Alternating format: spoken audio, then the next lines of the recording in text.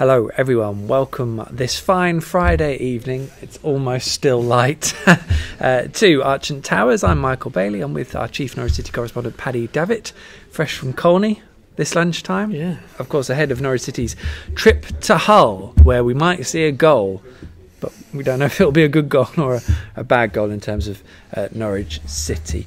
We are live on Facebook. Please get any questions, comments, whichever that you want us to discuss over the next 20 minutes or so, and we will do the best to get through those. But of course there is a game to talk about, which is good, because the last time we did this on a Friday evening, Paddy, we were pretty much talking about the snow. Norwich Hull, should we go through the team news first? It's always a good place to start, isn't it? Yeah. Or I guess the lead of the team news is Nelson Oliveira, isn't he? Is he going to play? Is he back in contention? One of our esteemed colleagues, who shall remain nameless, was determined to get him to say, Daniel Farker this is, that he would be leading the line. He would only go so far as to say he's available, he's fit, and he'll be in the travelling party. So I think he probably will come back in. I think to drop him is one message, to keep him out, particularly if it's Dennis Shrabeni leading the line, I think would be another message entirely. So yeah, I would expect Nelson to be back in the mix tomorrow, with a point to prove, no doubt, which could be part of the reason behind why he was demoted in such fashion midweek. So certainly shouldn't lack for motivation, even if it's only to rip the shirt off and do another Fulham maybe towards his head coach. But yeah, so that's the main item of business. But Zimmerman apparently has got a little bit of a sickness bug and has had it since Tuesday, since the day of the Forest game.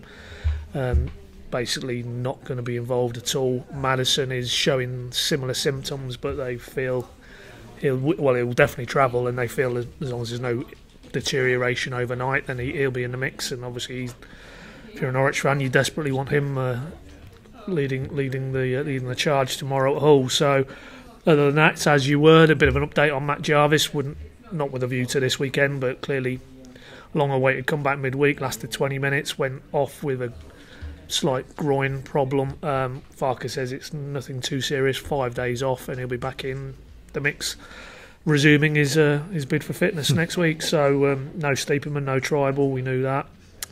Other than that, as you are. So yeah, positive overall, I think, on the injury bulletin, and interesting to see how many changes, if any, he makes from Tuesday. It will, because they've sort of been playing okay-ish, but clearly we all know what the issues are in terms of goal scoring.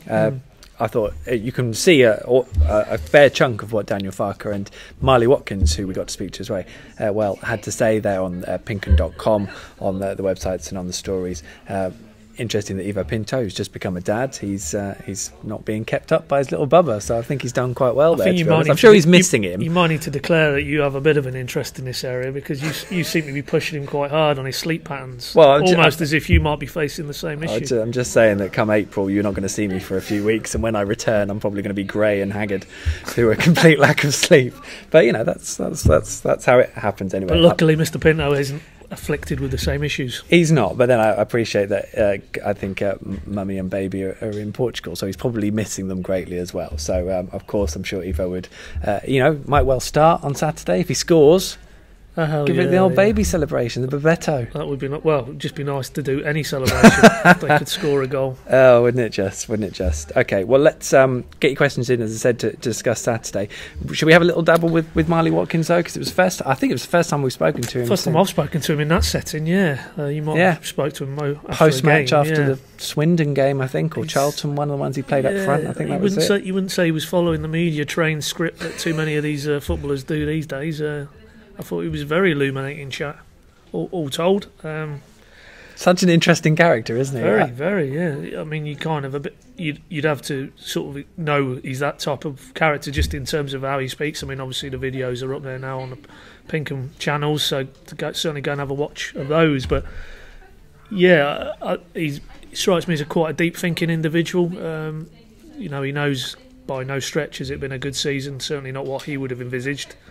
Because he came in with a big rep. There was a lot of Championship clubs last summer who wanted him. He was a free agent. Norwich won the race, and it was a race because there was definitely one or two other viable alternatives. But the guy who scored double figures in goals and 9 assists, as he reminded us earlier this afternoon, just haven't seen it. Just haven't seen it at all. And he's accepting a lion's share of that. But he might justifiably say, well, he's not really been given a sustained run. Has he been played in the positions he was at Barnsley?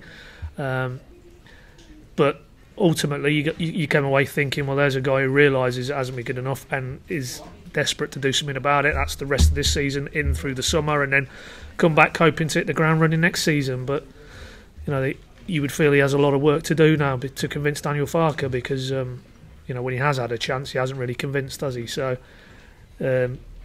difficult because Farke might feel it's now he's moved on. He's brought Hernandez in, obviously. Wiltshire's still got to come back and into that mix. Yannick. So by no means, it's good to hear that Marley has got the self-awareness that he knows he needs to improve, and he knows he needs to almost convince his manager again. But whether he'll get another opportunity or not, I'm not sure. I mean, you gave him probably the biggest blow of the afternoon by telling him that the referee on Saturday is the same referee that sent him off at Reading. Mr. Robinson, yeah. He was mortified. I mean, he then quickly smiled, but, Nightmare was the phrase I think he used, yeah. Quickly added, I won't be putting in any two-footy challenges. No, that would be good, that would Marley. Be good. And he did kind of remind us that he'd been suspended halfway through the season, which was sort of on in the background, but he'd said that and kind of puts him in a similar bracket of knowing how Nelson's felt to a degree, because Nelson hasn't been suspended, but but both of them, to be fair though, have felt the icy blast of Farke's tongue, in the sense that this past week Nelson's attitude or his application in training has clearly not been to Farke's liking, and they were kind of the similar charges that he was throwing out towards Marley Watkins, wasn't it, over the January window, albeit maybe the sort of links to Bristol City, of which there was a lot of speculation there that clearly might have had a part to play, but he felt Marley Watkins wasn't really showing him enough in training to warrant being in a squad, and certainly being in the 11. So yes, common ground between both lads there. I thought Marley, it was quite a staunch defence of Nelson today, in terms of it isn't simply about judging the guy who's at the top end of the pitch and his poor goal scoring record. And I think most observers, certainly us who've seen most of the games, can disagree with his assertion that they A, haven't put enough balls in the box, and B, haven't got enough Norwich shirts in and around Oliveira. Not trying to excuse his poor goal return, but there's mitigation there, I think, because too often the ball when it has gone in the box, there's been Nelson Oliveira surrounded by about 4 defenders. You're not going to, law of averages tells you if you're not having bodies in the box, you're probably not going to score as many goals as you hope you should. Certainly more than 34 and 35 games. So I thought that was good. It isn't simply a case of Nelson Oliveira is the root of all evil in terms of Norwich's attacking sparsity. Absolutely not. Tessa Higginbotham says hi from up north. Don't know how up north she is. Saw a great programme about the Faroe Islands the other night. They look stunning. Did. Yeah, Excellent. It's really good. I'm guessing Tessa's not in the Faroe Islands, but hi Tessa. Let's get through some questions as well, shall we? Hamish Jolly. Fonko or Abrahams to be given a chance at any point this season? ? Any youth prospects for that matter, especially with us now that we are staring down the gun of mid-table mediocrity, which is quite a good way of putting it. Be good to blood the youngsters in, and of course some will say Norwich haven't got anything to play for the rest of the season. Point being, you did ask Daniel Farke specifically about Tristan Abrahams. And the answer Hamish's question, no, we won't be seeing him between now and the end of the season. Doesn't feel he's ready enough. The line we've heard quite recently from Farke, no gifts will be dispensed. These young lads, if they're good enough to be on a first team pitch, then they will get a chance. He's obviously shown that. He referenced Cantwell again today. It wasn't a case of we're at Chelsea, we're here for a sightseeing tour. He felt Cantwell at that stage of the game at Stamford Bridge could do a job. Jamal Lewis is the obvious one. Madison to a degree as well. If they're good enough in Farke's mind, they will get a chance, and he will have no qualms about throwing them in. Clearly, at this stage, he doesn't feel Abrahams fits the bill. So no, is the long-winded answer. We won't be seeing him. Certainly won't be seeing Fonku, because I think Abrahams of the two is probably a bit further advanced.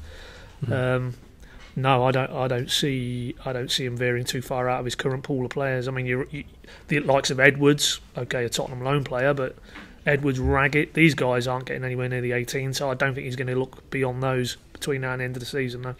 Tessa's come back to say she's in Hyde in Cheshire, which sounds like a nice part of the world, so good for you, Tessa. Jack Reeve, off of ITV Anglia fame. Hello, Jack, thanks for watching. Has Josh Murphy delivered to the level you would expect this year? Just one assist seems like a poor return on the surface of things. I mean, it all filters into the discussion about Norwich's striking intent. I have to say that a lot of the times I've spoken to Josh, he's always said, look, I'm going to be judged on assists, on goals, on affecting things and making actual things happen. And actually, when you distill it, especially since the change of formation, which obviously has changed back again since, but his actual affecting of goals and assists just hasn't been there. And that's been a kind of a huge disappointment, really. And he has played a lot of minutes. You know, he is a kind of one of the poster boys for the academy production line. But I mean, I'd like to say he's still young, so maybe it's just a trough. 22, but is he that young? That's the question, I guess. Well, he's played a full season this season. He had the full season at MK Dons. That was in the Championship, I think. Yeah. You know, I think if you went back and looked at his record, I think he got his debut under Houghton. He was in the Premier League. Yeah, he was very much, you know, a game here and a game there. But that's how far back Josh Murphy's senior career at Norwich starts. Now, he definitely needs to be affecting games far more than he is at the moment. Maybe harsh on him, but you can't help but draw a parallel with his brother. And his brother, this time last season, which was a breakthrough season for him in Norwich colours in the Championship, by this stage of the season, how many goals, how many assists did he have? And okay, you might debate, well, Farke plays it slightly different to Alec Neil in terms of their the way the teams are set up, which is fair enough to a degree, but I still think, given the first team exposure he's had, you would have felt that he would have had a greater impact, and that's frustrating for all concerned. Probably none more so than Josh, because he knows. You know, again, he looks at Jacob, and Jacob's got his Premier League move, and he must feel that he's good enough to step up to that level. Well, he's not going to unless he really does have a breakthrough in Norwich colours, and it certainly hasn't been this season. So difficult, because it will reach a point, and we've seen it with Oliveira, it will reach a point where if Farke doesn't feel he's producing enough, then he will now turn to an Hernandez, he will turn to Shrabeni, Marley, Watkins, who we've talked about today. You know, how many more chances is the guy going to get? Setting aside this cultivation of their own, that's fine, but to repeat Farke's mantra, you know, there'll be no gifts. If they're not doing it, then they won't play. Simple as. So,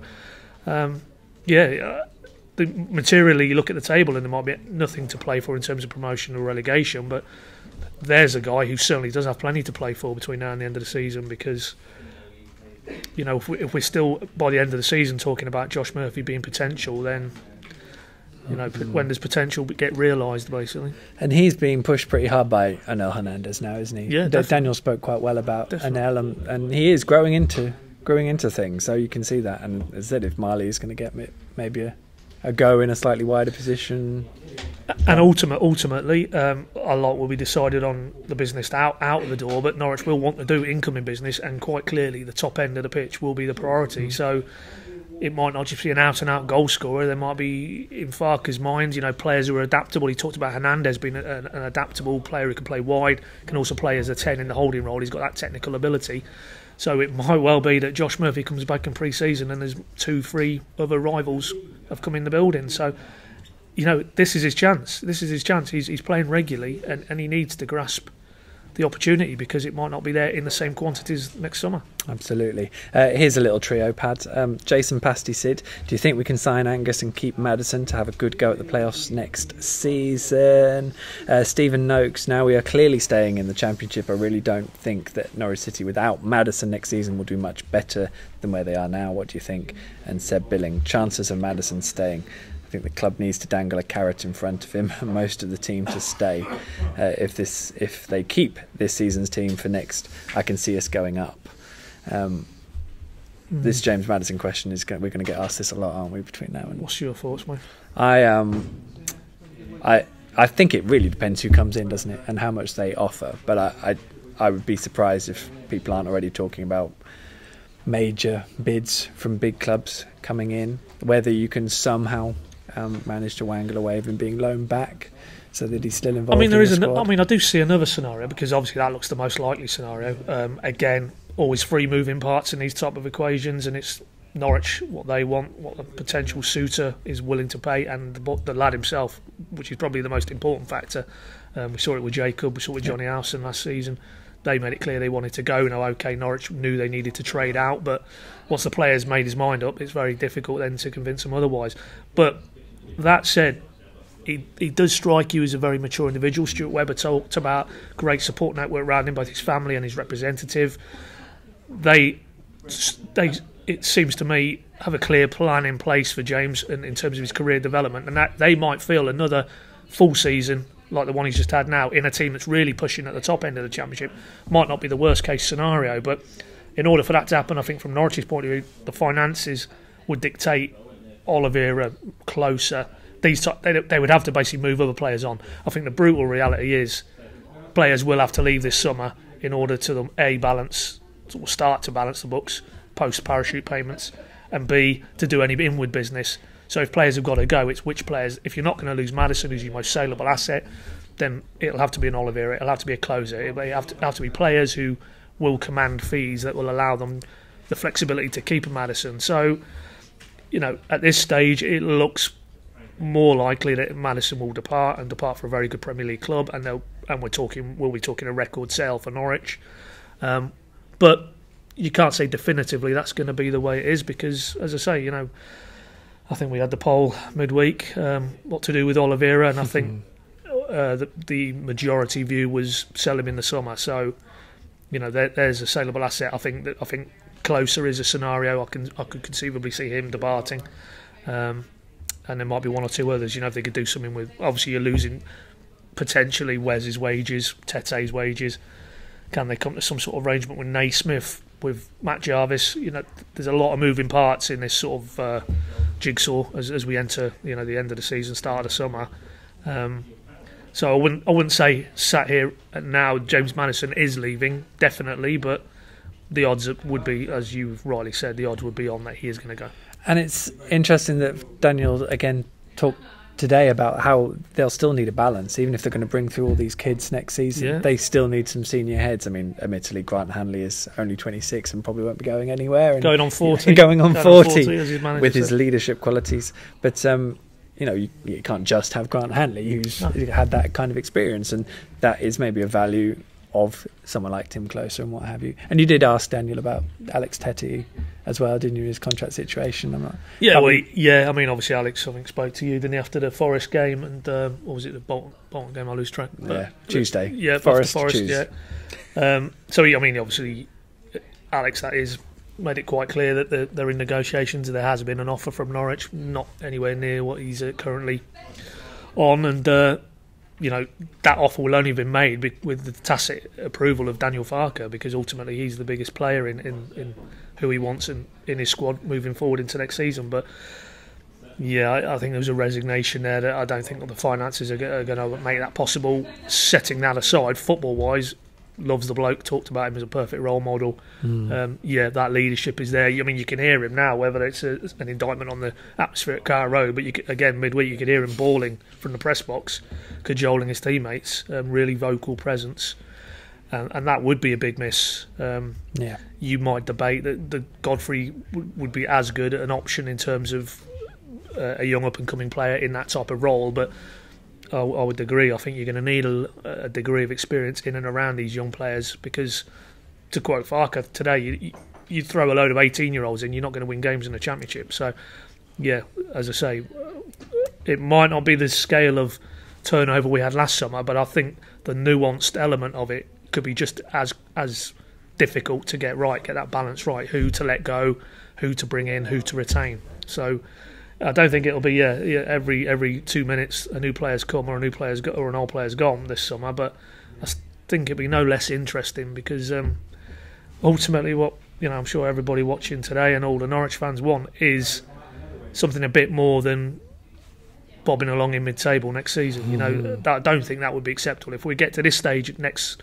season and they're in no man's land, to put it mildly, then I don't think that would be good enough, because Farke would have had more than enough time. They'd have had 4 transfer windows by this time next season to get a group of players good enough to be challenging for the top 6. maybe not in the top 6, but certainly challenging. You wouldn't say that at a minute.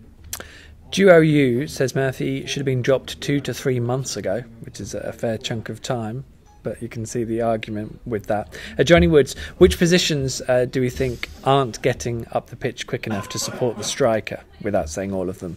Richard Caston adds in, the crossing on Tuesday, first half was quicker and better, but nobody was running into the box from midfield.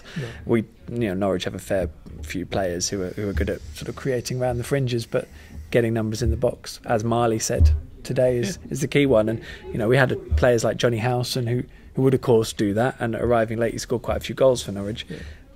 Who does do that in this current system? I can't really see it. I mean, Madison doesn't break into the box. He's a lot of attributes, but breaking into the box onto things isn't what. I mean, it's normally whipping the balls into the box. Certainly the quality deliveries. Or running into the box with the ball he's done occasionally, hasn't he? But not without the ball. No, Leitner, no, that's not his game. He's a quarterback type player.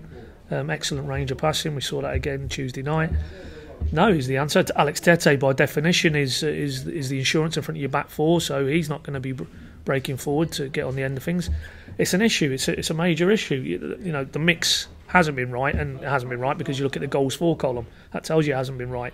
But I do think it's an interesting point. I think Hernandez, you saw the signs, I thought anyway, Tuesday night, of him actually playing slightly different, quicker, longer, which then creates space for the Leitners and Madisons to get higher up the pitch. And I thought we saw the first real signs of that, something a little bit different to the progressive, at its worst, the laborious movements towards the opposition penalty boxes, the lateral nature of the passing.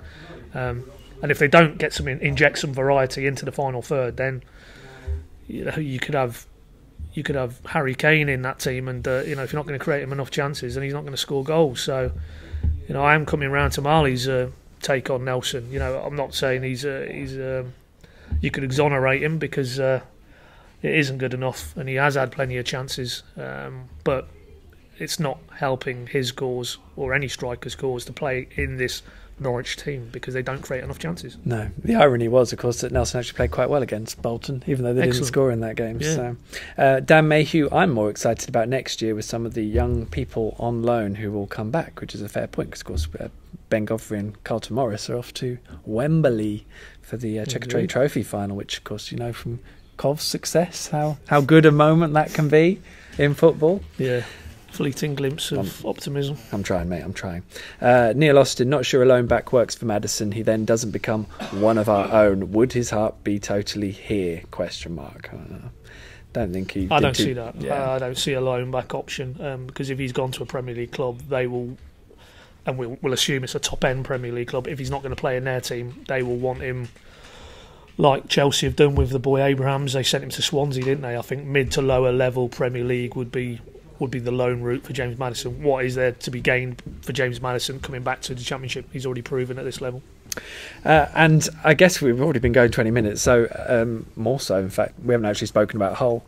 I mean, just to sum that up, it was quite interesting what you would... I mean, at one point, Daniel Farker actually offered for you to take over the press conference. No, you were speaking so much sense, Pad. That would be a dark day if I was in the hot seat. You'd be wanting Lambert, Neil, Houghton. You'd want Houghton back before I was taking it on, that's for sure. Yeah, possibly. The Premier League manager of the month, I might add. Indeed. I know, to think some people doubted him. Yeah. I mean, Hull, as you said before the presser today, it's so strange to think that they were still playing in the Premier League this time last year, and they have been let's be honest, a basket case for a few years. The fact they went up via a playoff final where half their fans didn't turn up because they were still protesting at the owner, and that's still going on now. We're not going to get into the ownership debate, and well done for no one actually mentioning the Canaries bonds. That's good. Let's keep it like that. But I mean, Norwich are going to go to a side who are desperately fighting for survival 12 months after desperately fighting for survival and failing. And without having looked at their record too deeply, they've basically had 2 home games on the spin. This is the third of 3. They've drawn with Barnsley and been beaten by Millwall in midweek. That would tell me that is a very anxious, nervous environment Norwich are going into, and in terms of players and fans, and goals. If Norwich can get their noses in front, and then you would think that could be quite an ugly atmosphere from the Hull perspective, and Norwich would then you would feel could go on and have a very comfortable win. If it flips the other way and it's Hull who get their noses in front, then of course that positive surge, the crowd get behind that set of players, and